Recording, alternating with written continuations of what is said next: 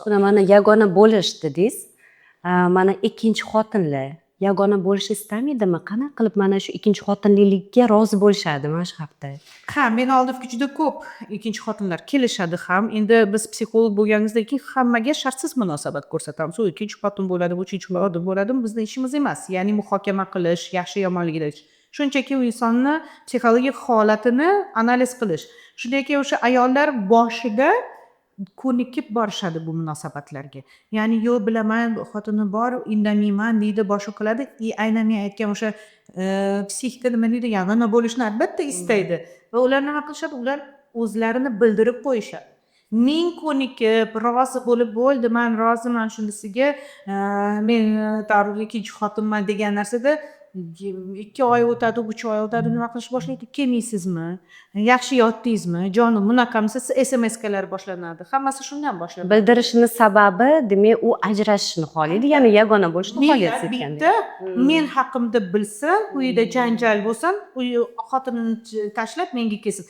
Chunki bilasizmi, o'sha ikkinchi xotinlarni miyasida nima o'tiradi? Xotini yomon. Chunki erkak shunday qilib prezentatsiya qilib bo'lgan. Nega erkak mana shu gaplarni mana shu ikkinchi xotinga gapiradi? Nima deysiz? Chunki u o'zini oqlashi kerak. Oqlashi kerak. Ya'ni mana men xotinim kasal. Eng ssenariyli gap bu xotinim kasal. Biz yotmaymiz, xotinim kasal. Keyin kelishadi, aytishadi, voy bilsam xotini 2 qat ekan. Bu xotini bilan munosabat qilar ekan. Tabiiy holat. Tabiiy holat bu. Ha, bor shunaqa vaziyatlar, xotini haqiqatan ham kasal. Bilasizmi, shuni ham aytib o'tish kerak, ochiqchasiga meni tajribamda shunaqa ayollar bo'lgan, yoshi katta, sog'lig'i yaxshi emas. Bilasizmi, bunday ayollar o'zlari rozilik berib, bo'ldi, uylaning deb aytishadi. Bunaqa oilalarda kelishuv asosida bo'lyaptimi, janjal bo'lmaydi. Chunki ikkala inson sog'lom, mana psixologik sog'lom inson, faqat fiziologik nosog'lom. Kelishuv asosida ular bir-birini hurmat qilgan holda mana shu qarorga kelishadi. Lekin 99% aytgandek, hammasi yolg'onni ustida qurilgan va albatta o'sha bildirganidan keyin nima boshlanadi? Janjallar boshlanadi. Janjallar boshlanadi, ayol o'sha ikkinchi xotinlar bildirib, meniki bo'lsin deydi-da. Mana shu bu yerda men bilasizmi nima degan bo'lardim? Mas'uliyat erkaklarda. Chunki erkak shu munosabatga qanday qilib kiryapti? U ayolga nimalarni va'da qilyapti? Ayollar emotsional zaif. Ular eshitmoqchi bo'lgan gaplarni eshitishadi. Tushunaysiz? Sen yaxshisan, xotinim yomon desa albatta ishonadi. Nima? Lekin ko'p hollarda ikkinchi xotinlar nafaqat sevgi bobida, balki o'sha pul uchun ham ko'nikishadi. Moddiy tomondan. Moddiy tomonlama juda ko'p uchratganman. Shunaqa nimalar bormi? Ko'pmi shunaqa insonlar? Bilasizmi, hozirgi kunda ko'payapti bu. Bilasizmi? Chunki mana meni o'zi hayratlantirish juda oson hayratlantirish qiyin bugungi kunda. Lekin bir marta oldimga 22 yosh bo'lgan yosh qizcha kelib, aytibdi, bilasizmi, men o'zim aglagan holda ikkinchi xotin bo'lishni istadim dedi. Chunki menga erkakka qarash kerak emas. Uni o'sha kirini yuvish kerak emas, ovqatini qilish kerak emas.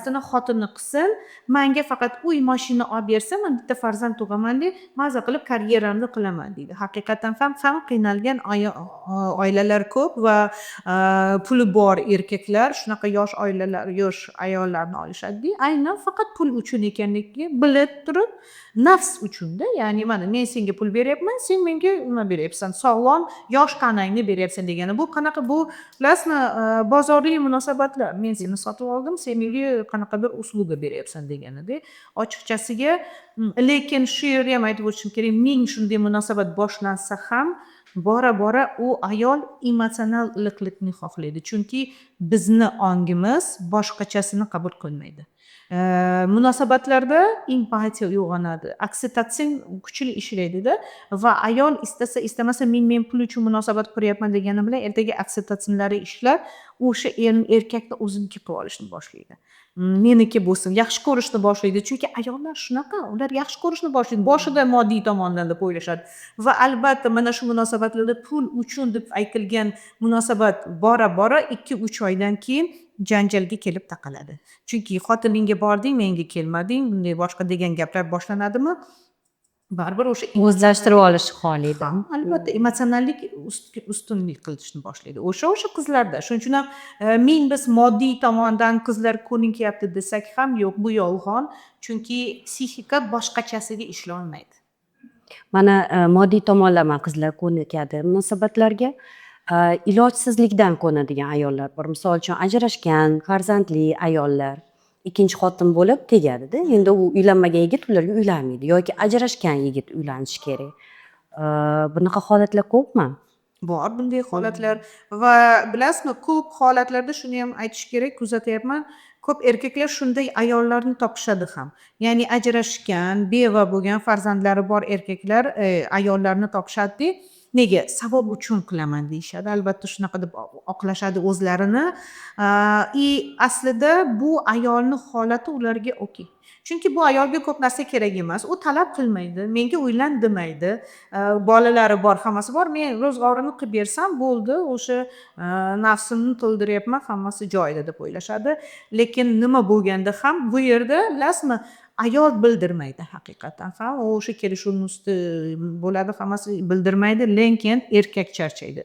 Chunki ikkita oilani olib borish istasa istamasa charchoqli. Ming puli ko'p bo'lsin. Chunki biz o'ylaymizki munosabat endi bugungi kunda moddiyat ustun bo'lyapti-da. Kapitalizm shunaqa bo'lib qolyaptiki, pul deb aytishyapti, unday emas.